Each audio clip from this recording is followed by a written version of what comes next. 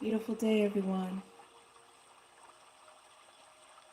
Depending upon where you are, the sun is either rising or setting, or it's midday. But wherever you are, as long as you're alive, it's a beautiful day. There might be lots of challenges going on, but as long as there's breath in our bodies, there's still a chance. You might have tears, sorrow, joy, happiness. It's all a part of the process of life.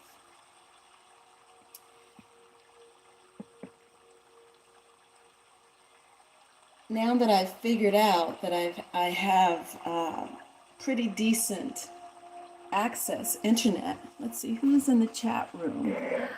I cannot read. Is that Christina? Is that Christina? Welcome, Christina. It's kind of hard for me to read, so forgive me if I mangled your name, but thank you for being here. Make sure to thumbs up the video and share it if you like. But anyway, I moved out here to the country about a year ago, and my access to the internet was not good at all, as you know. And but I've discovered that now I have access almost throughout my house. So all of those 5G towers going up, gonna have to start wearing my tinfoil hat, maybe a tinfoil chest guard. But anyway, I figured I would come on. I wanted to come on and do some readings, and I wanted to do some readings from the I Ching. I'm not sure if I'm going to still do that. I wanted to do some readings from Dr. Paul Leon Masters. He's the founder of the International Metaphysical Ministry, which is University of Metaphysics, University of Sedona, through which I'm taking my time the last 4 years, slowly working through the bachelor degree of the schooling. And I wanted to read some Oneness with All Life, which is the inspirational selections from A New Earth. And I wanted to share from the the Wisdom of the Four Agreements. But then when I sat down, and I always pick up the Four Agreements whenever I'm feeling challenged in any area of my life. And I think it's a really beautiful read to constantly remind ourselves. And I have the bathroom edition. That's what I call it. I have like the little tiny book that you can set in a room so you can read through it while you're on the commode. It basically takes the Four Agreements, which is this pretty big book. I'll show you the book. And if you don't have it,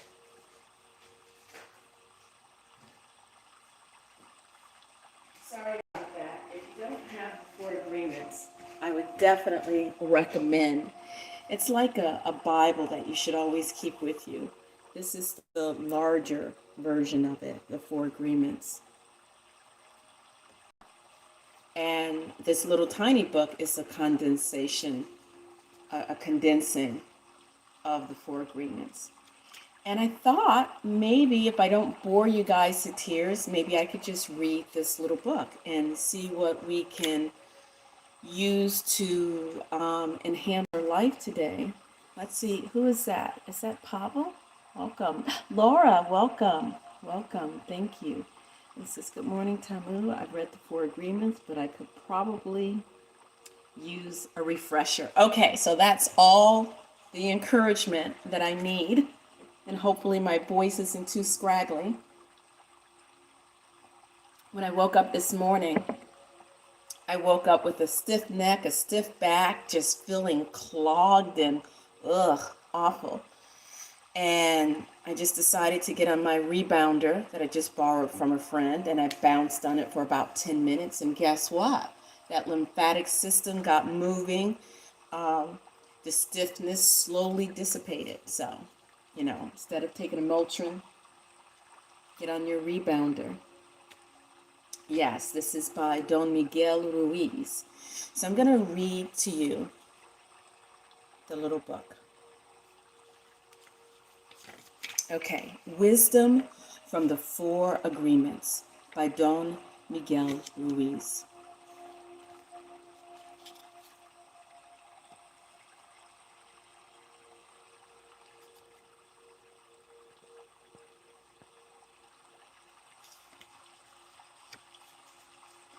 Laura says, I tend to have those problems this time of year, spores, mold, and what else did you say? Whoops.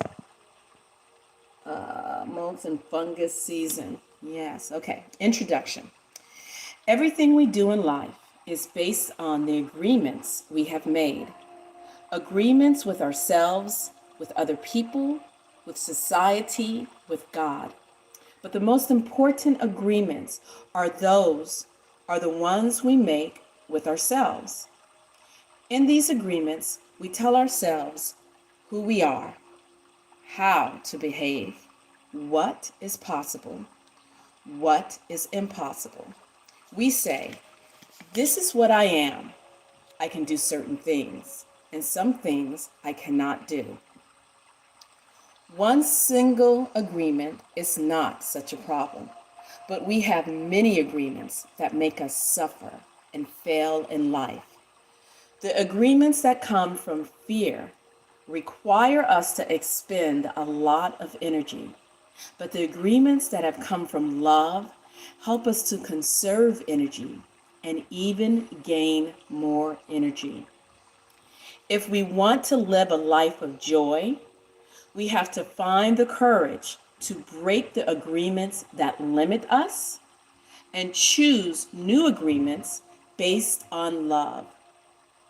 When we are finally ready to do this, there are 4 agreements we can make that help us reclaim our personal freedom. Based on ancient Toltec wisdom, the 4 agreements offer a simple code of conduct that can transform our lives to a new experience of freedom, happiness, and love. And before I get any further, let me see if I can set my phone to do not disturb. So that way, just in case a call comes through, it doesn't disrupt us. Okay, so where were we? So here we are on page 8 and 9. Thousands of years ago, the Toltec were known throughout southern Mexico as women and men of knowledge. They came together as masters and students of Teotihuacan, the ancient city of pyramids outside Mexico City, known as the place where one becomes God. Toltec knowledge arises from the same essential unity of truth as all the sacred esoteric traditions found around the world. Though it is not a religion, it honors all spiritual masters who have taught on the earth. While it does embrace spirit, it is most accurately described as a way of life, distinguished by the ready accessibility of happiness and love. The first agreement: be impeccable with your word. The first agreement is the most important one and almost the most difficult one to honor. Be impeccable with your word. It sounds very simple, but it is very, very powerful. Why your word? Your word is the power that you have to create. Your word is the gift that comes directly from God. Through the word, you manifest your intent, regardless of what language you speak. What you dream, what you feel, and what you really are will all be manifested through the Word. The Word is a force. It is the power you have to communicate, to think, and thereby to create the events in your life. The Word is the most powerful tool you have, but like a sword with two edges, your Word can create the most beautiful dream, or your Word can destroy everything around you. One edge of the sword is the misuse of the Word, which creates a living hell. The other edge is the impeccability of the Word, which will only create beauty, love, and heaven on earth. The human mind is like a fertile ground where seeds are continually being planted. The seeds are opinions, ideas, and concepts. The Word is pure magic. We plant a seed, a thought, and it grows. Every human is a magician. And we thoughtlessly cast spells on each other all the time with our opinions.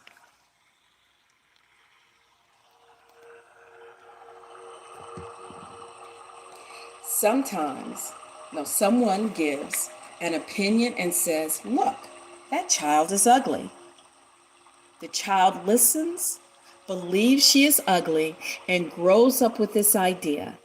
It doesn't matter how beautiful she is, as long as she has that agreement. She will believe that she is ugly. This is the spell she is under. These types of spells are difficult to break. Whenever we hear an opinion and believe it, we make an agreement, and it becomes part of our belief system. The only thing that can break a spell is to make a new agreement based on truth.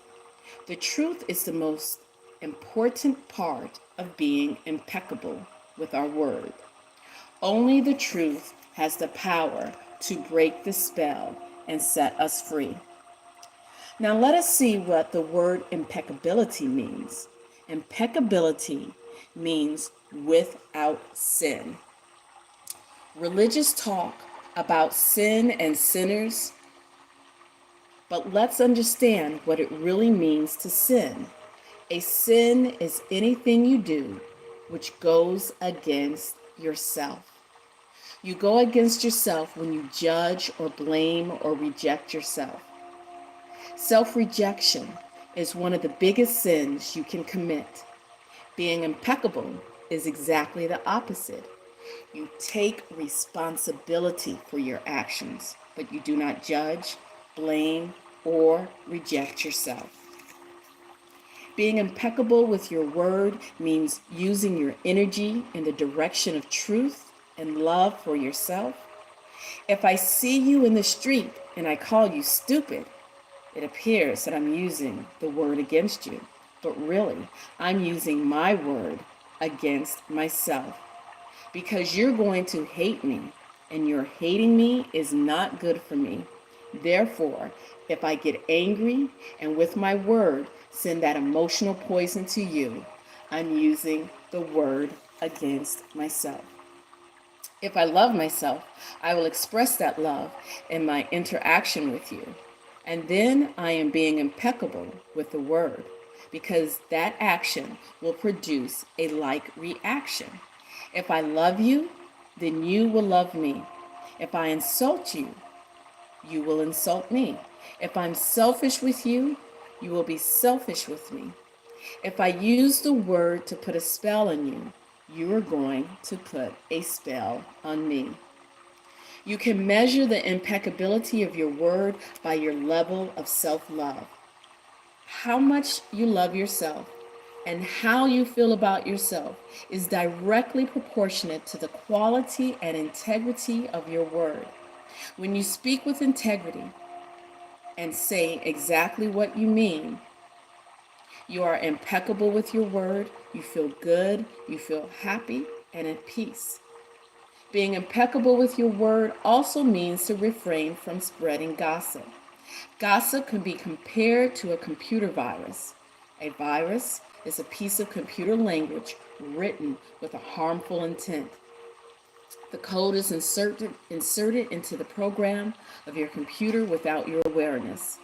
After this code has become introduced, your computer doesn't work right anymore.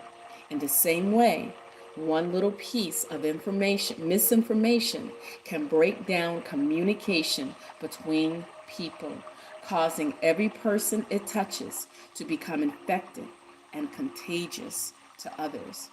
If you make an agreement with yourself to be impeccable with your word, just with that intent, the truth will manifest through you and clean all the emotional poison within you. When you follow this agreement, you begin to see all the changes that can happen in your life. First, in the way you deal with yourself, and later, in the way you deal with other people, especially those you love the most. Impeccability of the word can lead you to personal freedom, to huge success and abundance. It can take away all fear and transform it into joy and love. You can attain the kingdom of heaven from this one agreement. Be impeccable with your word. So I just finished reading that segment. We have 3 more to go if you want to hang on with me. Be impeccable with your word. I always think of words as, what is that saying by Julius Caesar? The die is cast. Once you say something, you can never take it back. And you can think of those times when you've used your word to defend yourself against another person because they were less than impeccable with their word. And then you use less impeccability with word in order to try to, as they say, fight fire with fire. And what does it do in the end? But consume the both of you and further decreases communication and trust and respect. It is very hard to remain impeccable with your word when you feel as though there is another in your presence who isn't being impeccable with their word. But what do you do with that? How do you deal with that sort of situation? I'm still trying to learn that myself. Let's see, what do we have here? Laura Iverson. Can't unring the bell is my favorite expression for that. So true, so true, so true. You cannot unring the bell. And once the die has been cast, it cannot be regathered and reconstituted. The second agreement, don't take anything personally. I like this agreement. Personally, I think this should be the first agreement, because if you don't take anything personally, when that person is coming at you and they're being less than impeccable, if you don't take it personally, it can help you to, constitute yourself to keep from being less than impeccable. So I have to remember that. The second agreement, don't take anything personally. Personal importance, or taking things personally, is the maximum expression of selfishness, because we make the assumption that everything is about me. So when that person is being less than impeccable with their word towards you, it's not about you. It's about them. But yeah, that's hard to remember when you're in that situation, right? During the period of our education, or, I love this term, our domestication, we learn to take everything personally. We think we are responsible for everything. Me, always me. So like when that person comes at you, you take it as your responsibility. You're responsible for what that person is saying and what they said and how they're saying it. That's a little bit of ego going there, immature ego. Back to the reading. Nothing other people do is because of you. It is because of themselves. All people live in their own dream, in their own mind. They are in a completely different world from the world you live in. And again, we are reading from Don Miguel Ruiz, The Four Agreements.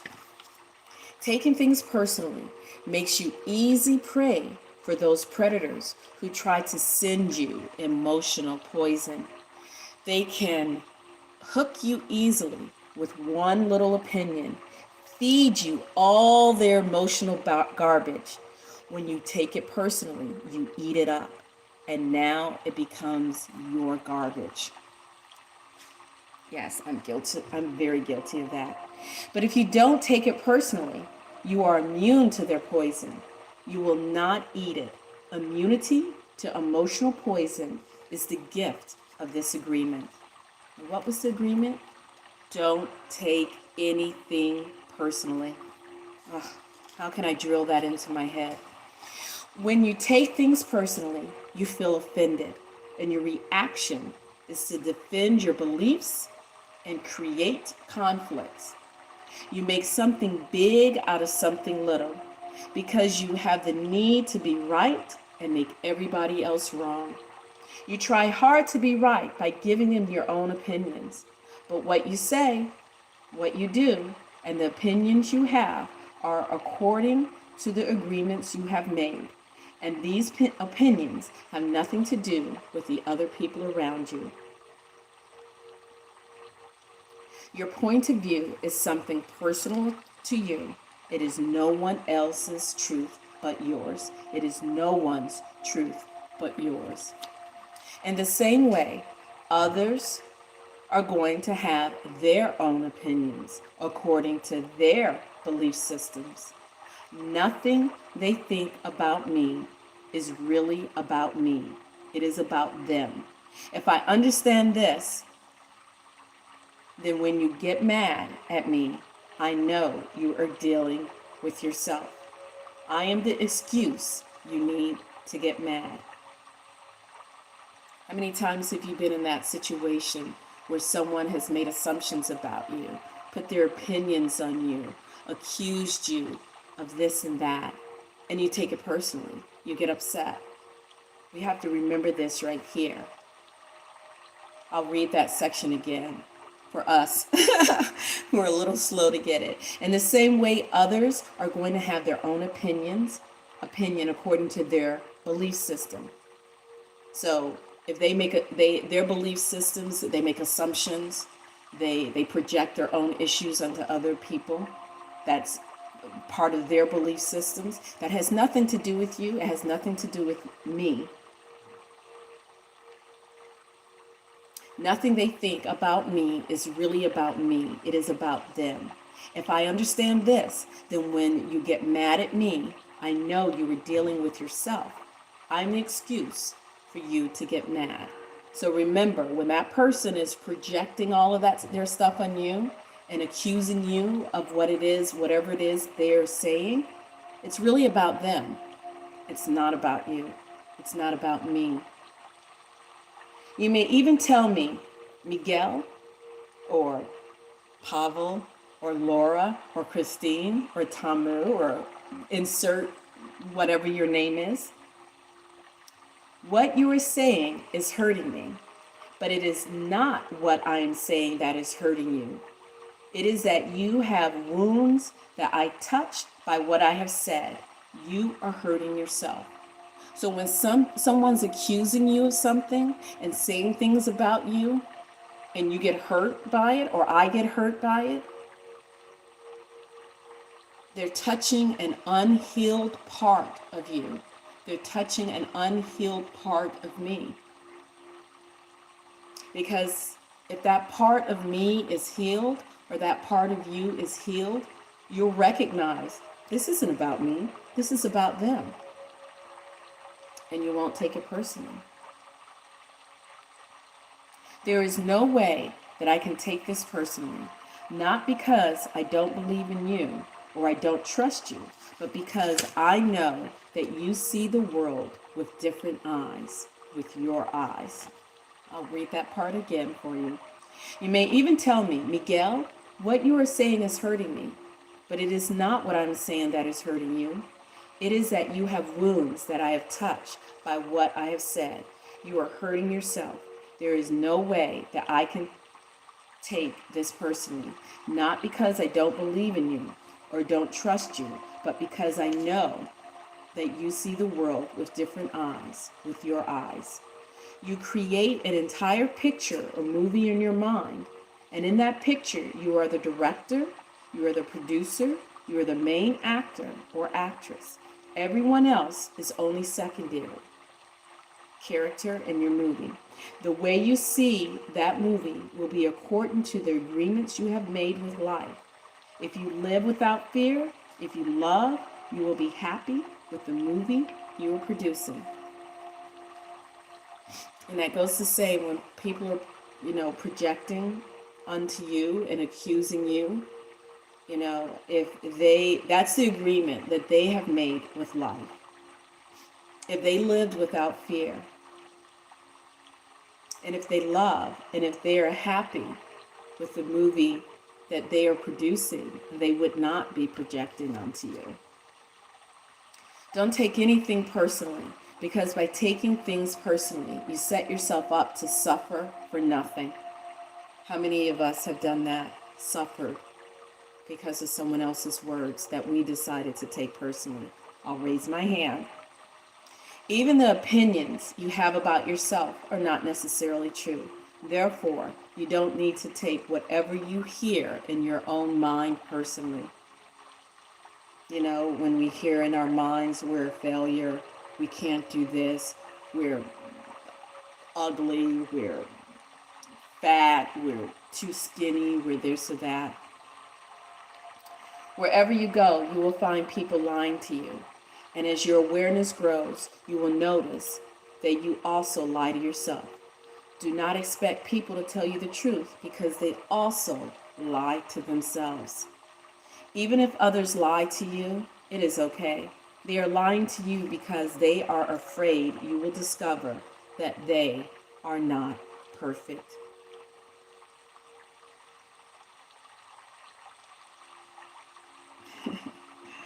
Laura, let's see, I'll read what Laura just said. Where is it? Raising a hand. Raising my hand, I often say to myself, why can't I dwell on all the nice things people say? Because you and I have both made agreements with ourselves to not do that. We have to work on letting that go. Do not expect people to tell you the truth, because they also lie to themselves. That reminds me of a line from one of Lauryn Hill's songs. People lie to themselves and they lie to God. Why do you expect for them to, tell you the truth, that they won't lie to you too? It's kind of like paraphrasing it. They are lying to you because they are afraid you will discover that they are not perfect. It is painful to take off our social mask. I'll let that one slide. You have to trust yourselves. You have to trust yourself and choose to believe or not to believe what someone says to you. That is so difficult when we're in that moment, that heated moment where we're in the midst of a conversation with someone we love, with someone whose opinion we deeply respect or we deeply desire or want to have in our life. It's so hard, right? You have to trust yourself and choose to believe or not to believe what someone says to you. If others say one thing but do another, you are lying to yourself if you don't listen to their actions. That's a powerful one right there. People tell us one thing, You know, they tell us one thing, but they continue to do another thing. But we listen to their words, but not their actions. But if you're truthful with yourself, you will save yourself a lot of emotional pain. Telling yourself the truth may hurt, but you don't need to be attached to the pain. Telling ourselves the truth, recognizing their actions aren't matching their words, but we choose to believe their words over their actions, which are concrete and tangible. If someone is not treating you with love and respect, it is a gift if they walk away from you. If that person doesn't walk away, you will surely endure many years of suffering with him or her. Walking away may hurt for a while, but your heart will eventually heal. Then you can choose what you really want. Write this agreement on paper and put it on your refrigerator to remind you all the time. Don't take anything personally. Maybe not our refrigerators. How about screenshot it and put it on the lock and the main background of our cell phone? Don't take anything personally. As you make a habit of not taking anything personally, you won't need to place your trust in what others do or say. So if they're saying one thing and they're doing something else, you don't have to put your trust in either or, because your trust is in yourself, and you trust yourself to do what's best for you. You will only need to trust yourself to make responsible choices. How many of us do not take responsibility for our choices, and we decide to wallow in the hurt and pain we choose to feel because we're putting our trust in what others say or do? And yeah.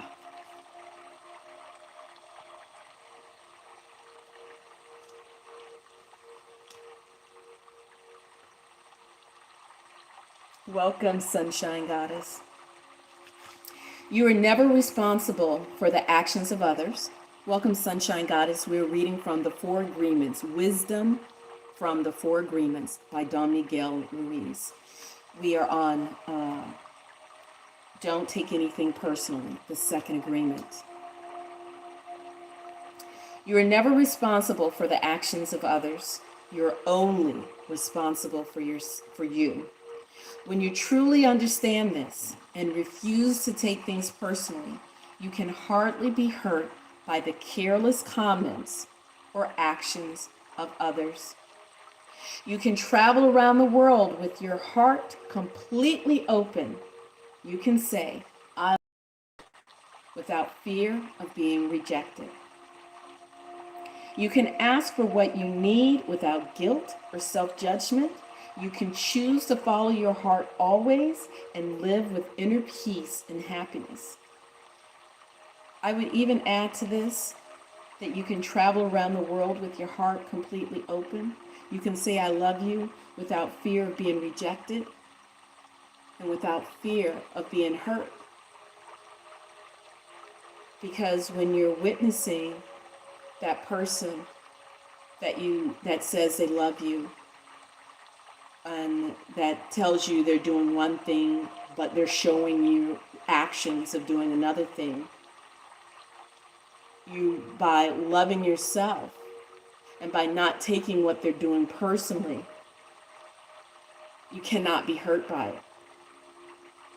Of course, I'm not talking about physical pain on yourself. I'm talking about that intangible. You guys are all adults, you know what I mean. So let's make this agreement with ourselves. Don't take it personally. In our relationship with others, when they show up, when they make promises to us that they do not keep, we don't take it personally, that we realize that is an issue that they have with themselves, is not an issue that they have with us. That is their own unhealed wounds that they're dealing with.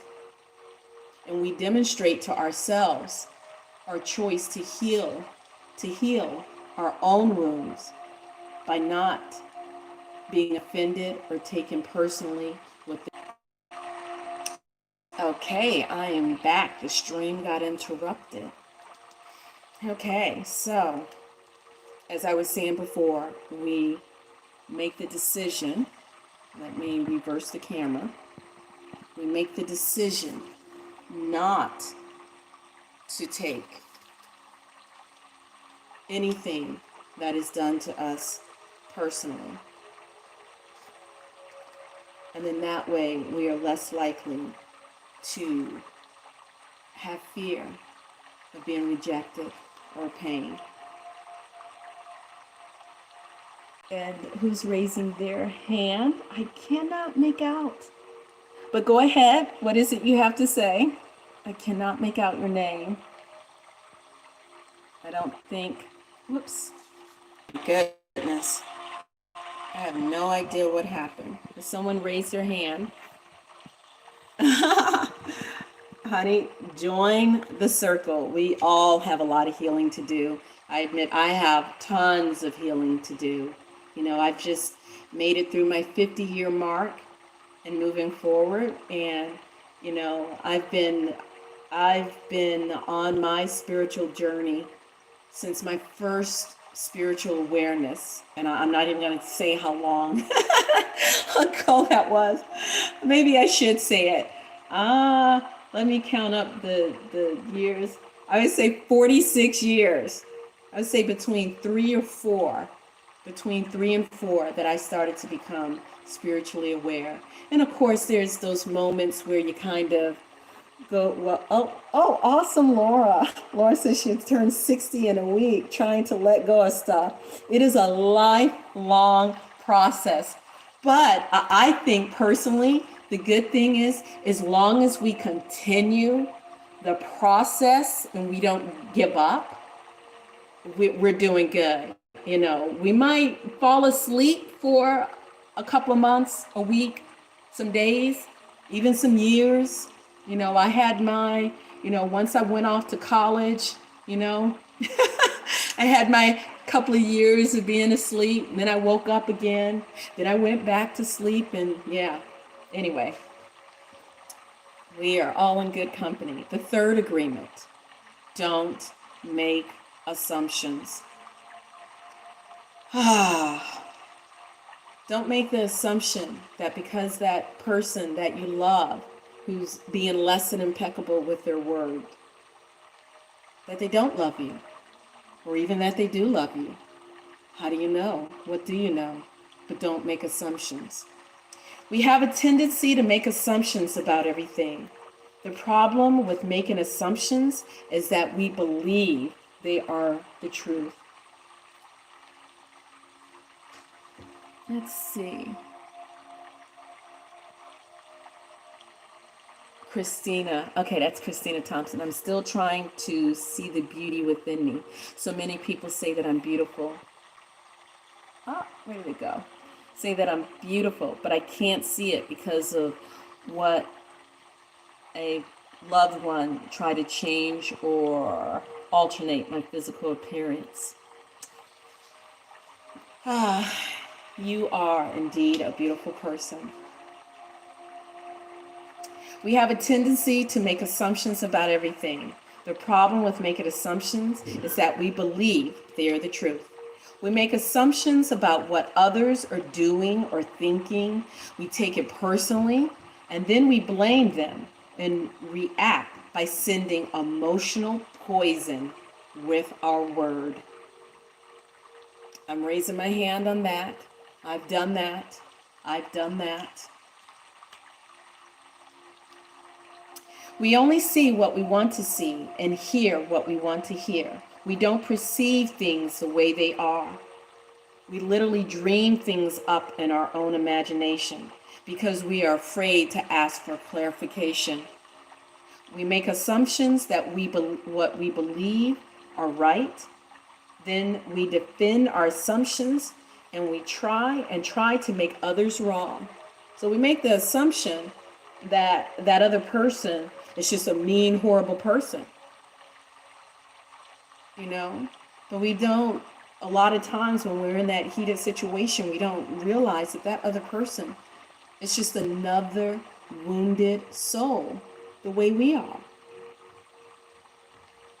And if we can realize that, if we can just realize that, you know, our offendedness that we cling to can be let go of, if we can realize that. And it takes work. It takes work. Making assumptions in our relationship is really asking for problems. Often we make the assumption that our partners know what we think and that we don't have to tell them what we want. We assume they're going to do what we want because they know us so well. If they don't do what we assume they should do, we feel hurt and say, "You should have known."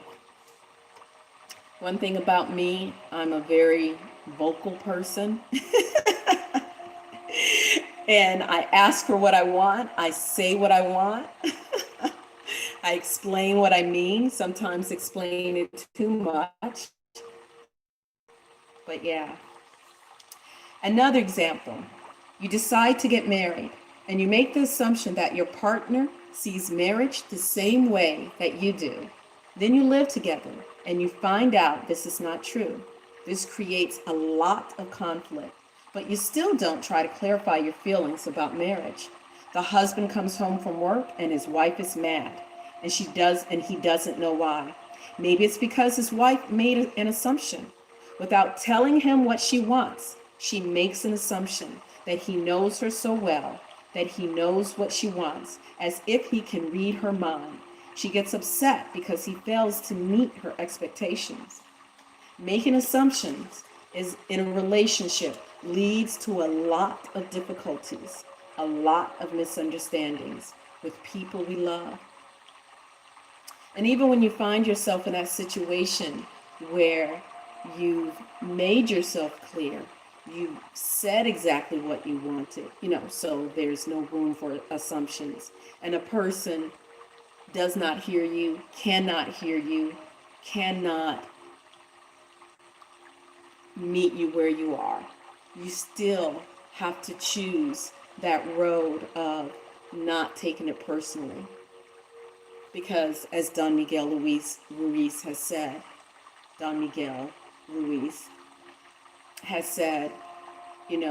each of us live in our own universe, our own story, our own movie. We see things differently. We perceive things differently.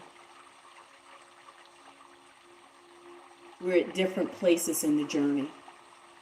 And how do you handle that? Does anyone have anything to say on how to handle that? The way to keep yourself from making assumptions is to ask questions. Make sure the communication is clear. If you don't understand, ask. Have the courage to ask questions until you are clear as can be. Once you hear the answer, you will not have to make assumptions because you will know the truth. Ask for what you want. Ask for what you need. Make it clear. And when the person responds, accept them for what they have said. Either they're ready to meet you where you are, or they're not. Don't take it personally. If they're not, recognize they are where they are. And it's up to you to take responsibility for whatever you choose to do or to not do after that moment. In society, let's see. In society, we have agreed that it is not safe to ask questions. We have agreed that if people love us, they should know what we want or how we feel.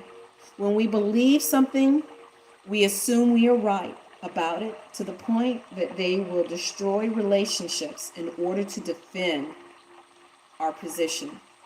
But with clear communication, our word becomes impeccable and all of our relationships start to change, not only with our partner, but also with everyone else.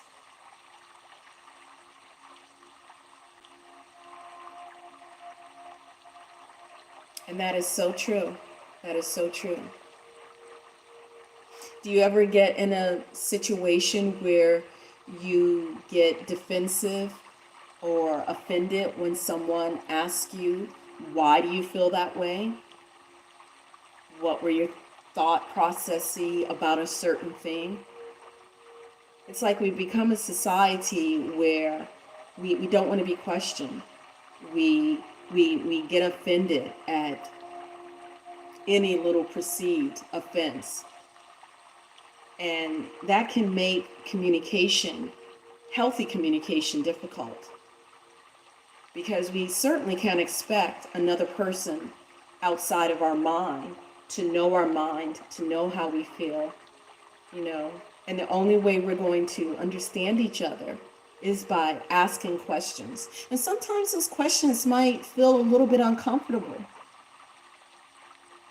They might feel a little bit uncomfortable.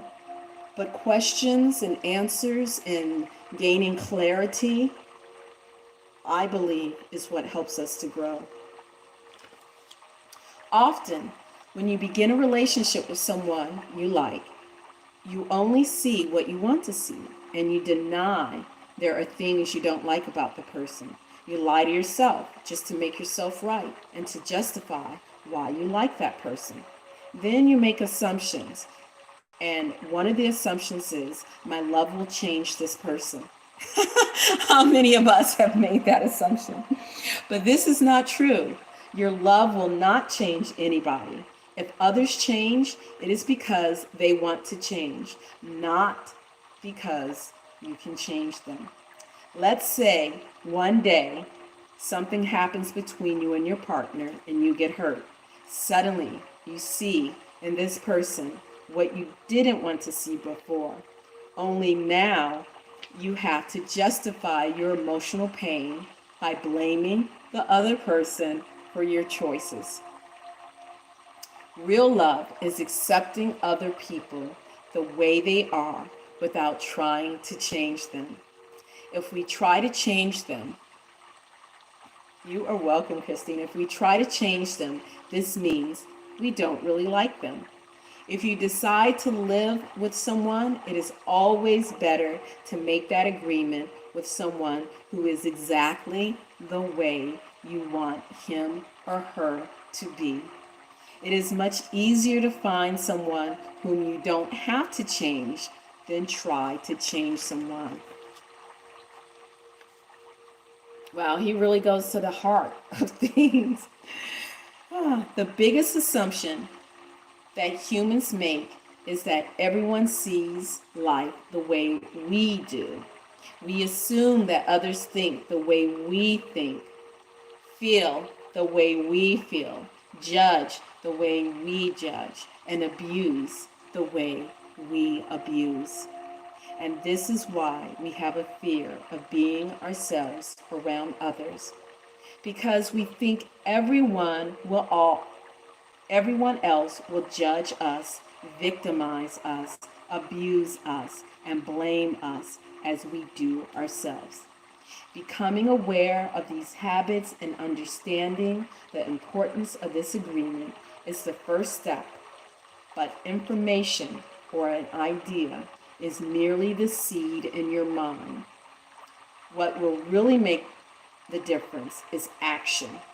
Taking action over and over again will strengthen your will, nurture the seed, and establish a solid foundation for the new habit to grow. After many repetitions, these new agreements will become second nature. Don't make assumptions. By making this one agreement a habit, our lives are transformed completely. What we need comes to us easily because Spirit moves freely through us. Magic happens in our lives. This is the mastery of love, the mastery of gratitude, the mastery of life. This is the path to personal freedom. Who's ready? Who's ready for that? Who's ready for personal freedom? Be impeccable with your word. Don't take anything personally. Don't make assumptions. My God, this takes a lot of maturity. Oy vey. The fourth agreement. Always do your best. There is just one more agreement, but it's the one that allows the other three to become deeply ingrained habits. The fourth agreement is about the action of the first three. Always do your best. Under any circumstances, always do your best. No more and no less. But keep in mind that your best is not going to be the same from moment to the next moment. When you wake up refreshed and energized in the morning, your best will be better than when you are tired at night.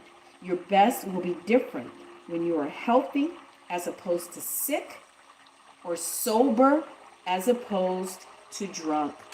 And that is so true. I woke up this morning, oh my goodness, I was feeling stiff and like my whole body was just like a tight knot. And it was awful. And I just wanted to stay in bed. But I said to myself, self, you have a rebounder downstairs. Spirit told you to get it for a reason. Get your butt down there and bounce on it. Breathe deep and move that energy. And I did. And through doing that, I was able to do this live stream today. Some of those who might know me personally, I struggle with digestive issues, whether it's gluten or emotional stuff. It all comes together in my digestive tract, which of course affects the brain. And if your digestion is sluggish, it can cause brain fog, fatigue, mental and some physical fatigue, and just a dark cloud that's over you. I woke up the other day and like 6:30 or 5:30 in the morning, and Spirit said to me, you need to get a rebounder and start jumping on it. And I remember a good friend of mine in town had a rebounder that she wasn't using, and she told me like months and months and months and months ago, hey, if you want to borrow it, you can. And at the time I was like, oh no, but I woke up the other day, I was just like, I need to get moving. So I got her rebounder yesterday, and I'm so glad I did. And I had to force myself to get on it. I did not want to get on it because when you're feeling sluggish, when you're feeling down, and that dark cloud of depression is over you because your body is, you can only function as well as your hardware is functioning. And once you get over that, then, maybe you can only function to the limit of your software, your mind, your energy, whatever your frequency. But if you can get the physical moving, that can move that energy and shift it. So I did that this morning. So it's not always easy to do, but as Don Miguel Ruiz said, always do your best. And I did my best this morning. Regardless of the quality of your efforts, keep doing your best. If you try to do more than your best, you spend more energy than is needed. And in the end, your best will not be enough. When you overdo, you go against yourself, and it takes longer to accomplish your goal. Those people who don't know how to say no, the overdoers. But if you do less than your best, you subject yourself to frustration, self-judgment, guilt, and regrets. If you had done your best, and your inner judge tries to judge you according to your book of laws, You've got the answer. I did my best. There are no regrets. That is why you always do your best. There was a man who wanted to transcend his suffering, so he went to a Buddhist temple to find a master to help him. He went to the master and asked, Master, if I meditate 4 hours a day, how long will it take for me to transcend? The master looked at him and said, if you meditate for 4 hours a day, perhaps you will transcend in 10 years. Thinking he could do better, the man said, Oh, Master, what if I meditate 8 hours a day? How long will it take me to transcend? The master looked at him and said, if you meditate 8 hours a day, you will transcend in 20 years. Oh my. But why will it take me longer if I meditate more? The man asked. The master replied, you are not here to sacrifice your joy or your life. You are here to live, to be happy, and to love. If you can do your best in 2 hours of meditation, but spend 8 hours instead, you will only grow tired and miss the point. You won't enjoy your life. Do your best, and perhaps you will learn that no matter how long you meditate, you can live, love, and be happy. I saw we had a comment. Laura says, I use a recumbent exercise bike. I built the time into my schedule to make the agreement that I would use the time I waste scrolling. What does that say? Scrolling around exercising. So the scrolling takes my mind off exercising. Very good, Laura. Very good. Expressing what you are is taking action. You can have many great ideas in your head, but what makes the difference is the action. Without action upon an idea, there will be no manifestation, no results, and no rewards. What Laura just shared and what I just read reminded me this morning when I did my rebounding. What I did, because I have the attention span of a gnat. I remember when one of my oldest son, he's 26 now, when he was younger, he said to me, Mom, talking to you is like, here's Mom. Here's me talking, or here's Mom, blah, blah, blah, blah, blah. Oh, look at that pretty butterfly. So, I knew when I got on that rebounder that I was going to get bored of it easily. So I decided what I'm going to do while I'm on the rebounder, I'm going to put on my coaching teachers, because I'm going through a process of training with different coaching certifications. I have 4 or 5 that I've done so far. And right now I'm working on cognitive behavioral therapy. Isn't that cool? Because of what I'm reading. So I put my program on so I can listen to my teachers speak and share the lessons. And one of the things they were talking about is about setting goals and sticking with those goals and working through them. And so what Laura did, she, set up her recumbent bike. She decided to use that time that she spends scrolling and get on her bike.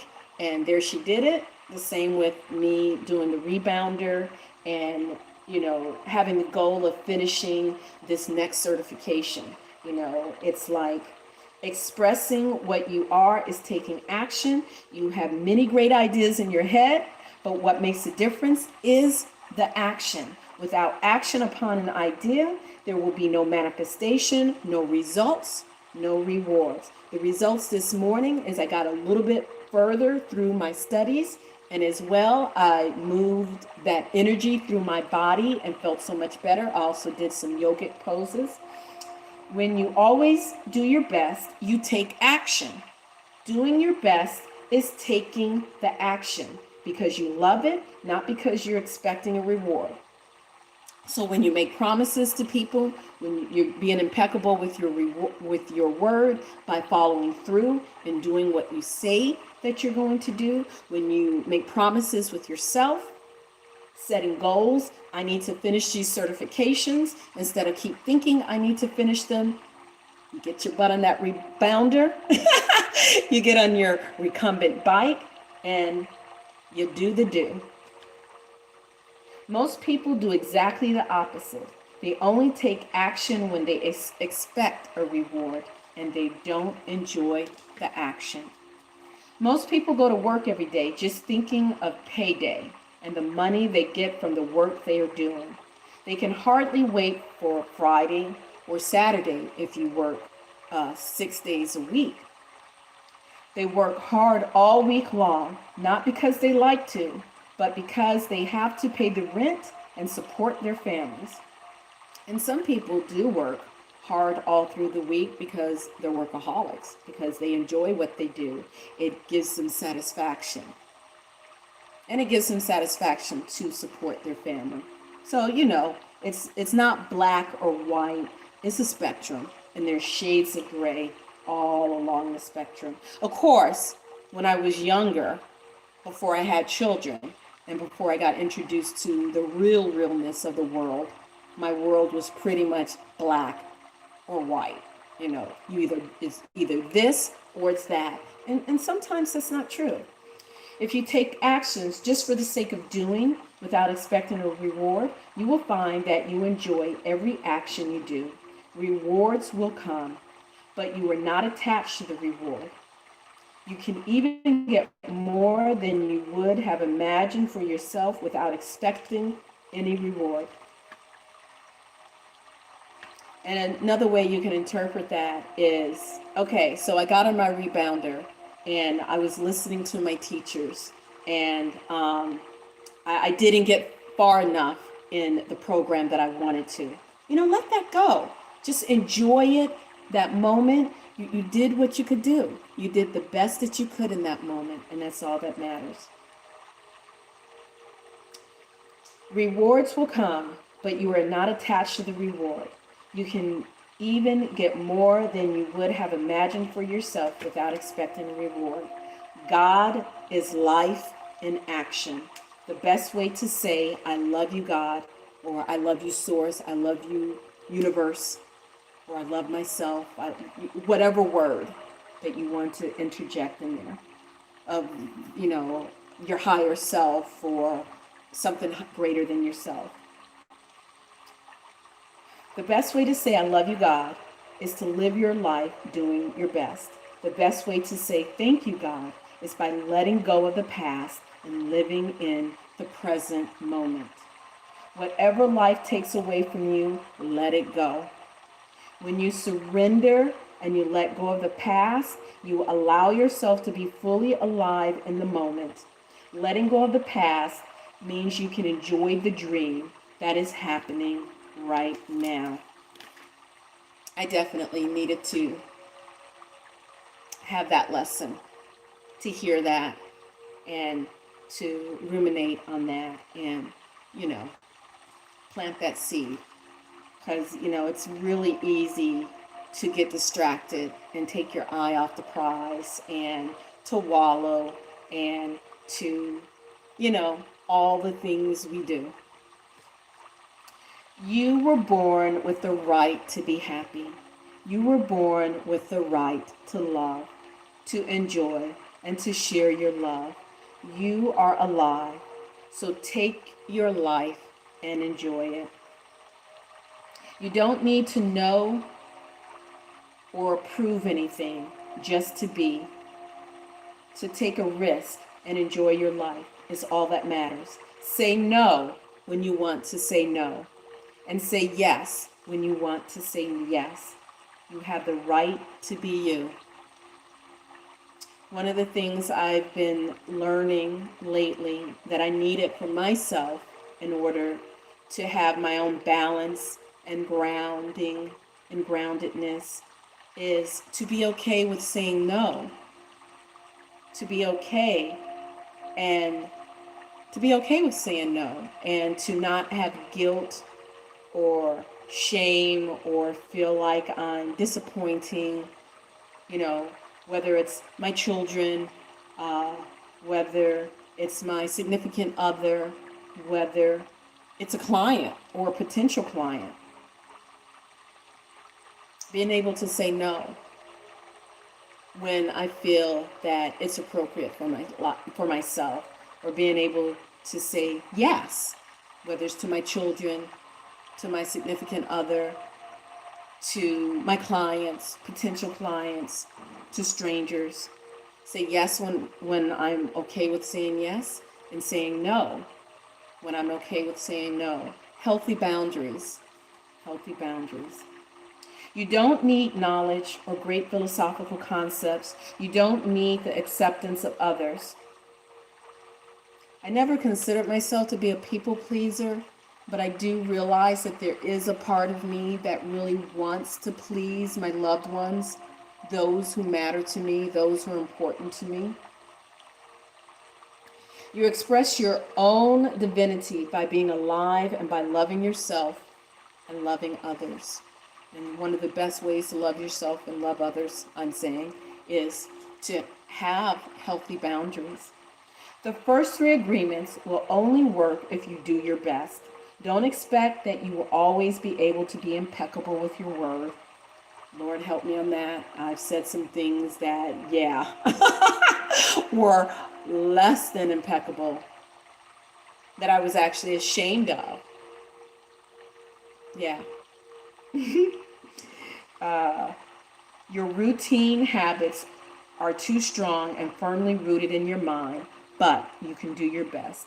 Don't expect that you will never take anything personally or make another assumptions, or, as I'm interjecting, be less than impeccable with your word. But you can certainly do your best. When you do your best, you learn to accept yourself.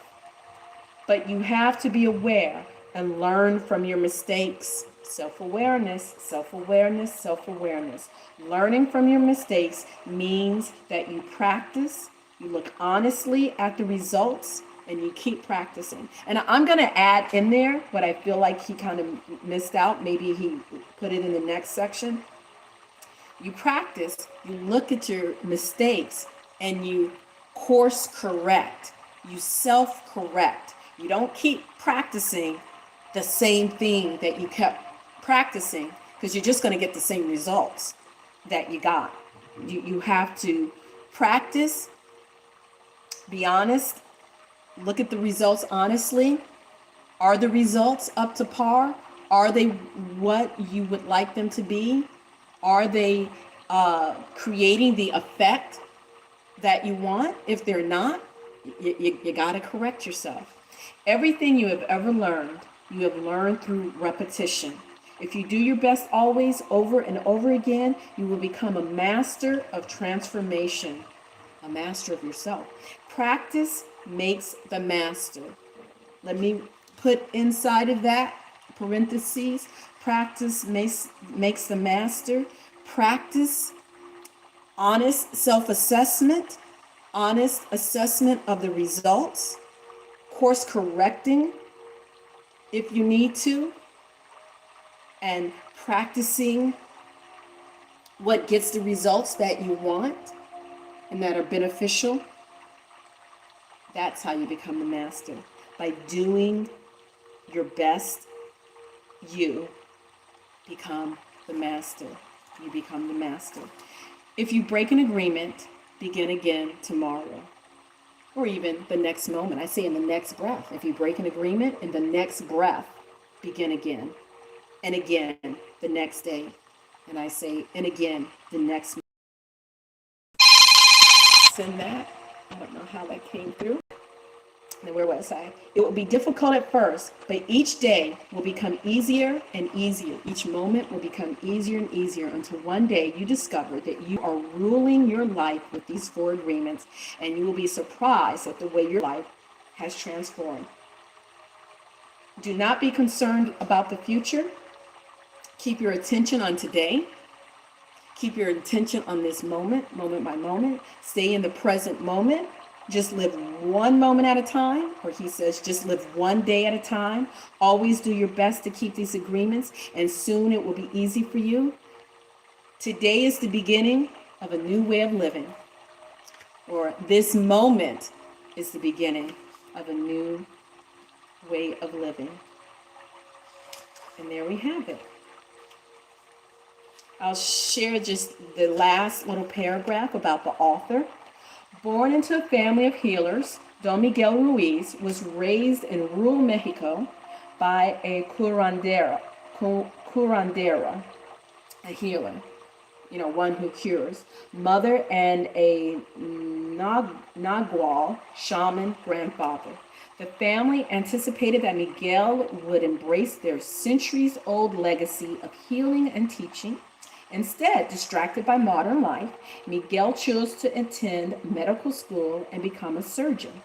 Oh, I didn't know that because I never read that part before. A near-death experience changed his life. Late one night, he awoke suddenly, having fallen asleep at the wheel of his car. I've actually done that. When I was in massage school, I was driving to massage school. It was about 45 minutes away, and I wasn't even feeling particularly sleepy or tired. But I tell you, within a split second, I was asleep, and thank God there were ridges on the road because my tires started bumping, making that awful grating sound. And I immediately woke up as my car was veering off the highway. Whew, that was scary. A near-death experience changed his life. Late one night, he awoke suddenly, having fallen asleep at the wheel of his car. At the moment the car crashed into a wall of concrete, oh my goodness, he realized that he was not in his physical body as he watched himself pull his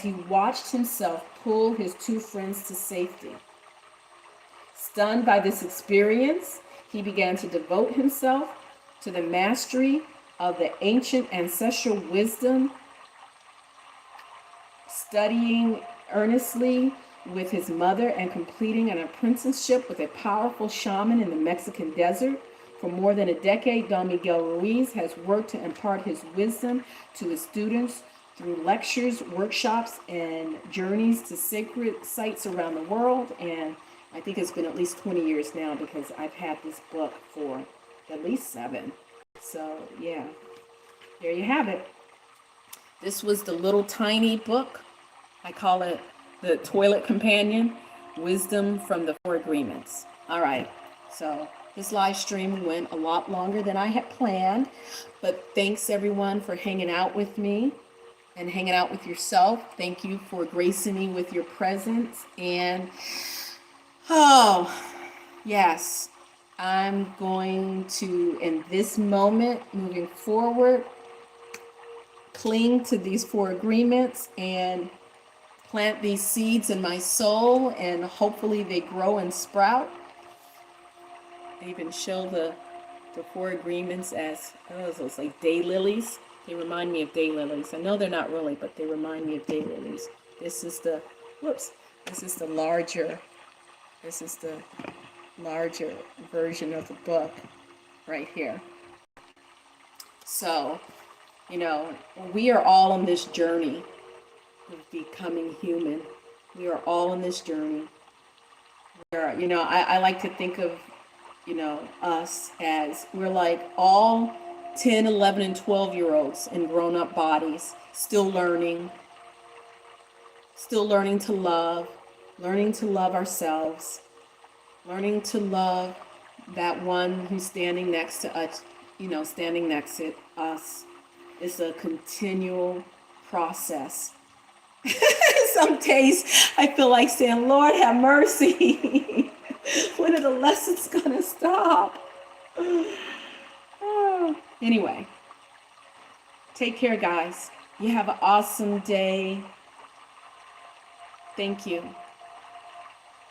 I wish you peace and great bliss, and love yourselves through your perfect imperfections. Love yourself, okay? Love yourself. Have a great day. Peace.